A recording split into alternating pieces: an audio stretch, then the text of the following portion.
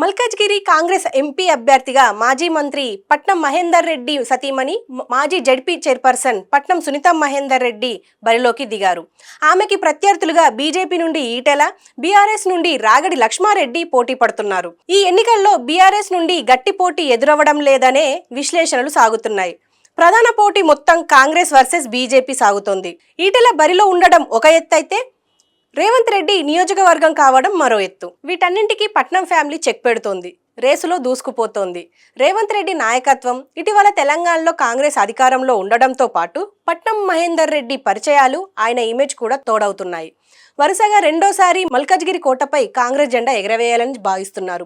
మరి ఏం జరుగుతుందో చూద్దాం. మల్కాజ్గిరి రేసులో సునీత మహేందర్ రెడ్డి దూసుకుపోతున్నారు. పట్నం మహేందర్ రెడ్డికి స్థానికంగా మంచి పట్టుంది. ముఖ్యంగా కూకట్పల్లి, షేర్లింగంపల్లి, మేడ్చల్, ఎల్బీ నగర్, కుత్బుల్లాపూర్ అసెంబ్లీ నియోజకవర్గాల్లో స్థానిక నేతలందరితో పరిచయాలు ఉండడం సునీత మహేందర్ రెడ్డికి కలిసి రానుంది. గ్రామస్థాయి రాజకీయాల నుండి మంత్రిగా ఎదిగిన వ్యక్తి కావడం కూడా మహేందర్ రెడ్డికి మల్కాజ్గిరి రాజకీయాలు కొట్టిన పిండి. ఇటు సునీత మహేందర్ రెడ్డిది సేమ్ సీన్. అందుకే కొడంగల్ తర్వాత తన రాజకీయ ప్రస్థానాన్ని మలుపు తిప్పిన మల్కాజ్గిరి నుండి పిలిచి మరీ పట్నం ఫ్యామిలీకి కట్టబెట్టడం వెనుక అసలు రీజన్ ఇదే. మల్కాజ్గిరిలో బీఆర్ఎస్ నుండి మాజీ మంత్రి మల్లారెడ్డి ఫ్యామిలీ నిలబడకపోవడం పట్నం ఫ్యామిలీకి కలిసి రానుంది.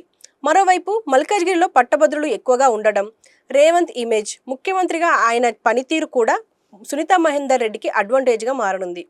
ఈ నియోజకవర్గంలో మెజారిటీ బీఆర్ఎస్ ఎమ్మెల్యేలు ఇప్పటికే కాంగ్రెస్తో టచ్లో ఉన్నారని వార్త. లోక్సభ ఎన్నికల తర్వాత ఈ నేతలంతా కాంగ్రెస్లోకి జంపు చేయడం ఖాయమని కనిపిస్తోంది. దీంతో వీరు కూడా కొంతమేరకు క్రాస్ ఓటింగ్ చేసే అవకాశం ఉంది అని చెప్పేసి ప్రచారం జరుగుతుంది.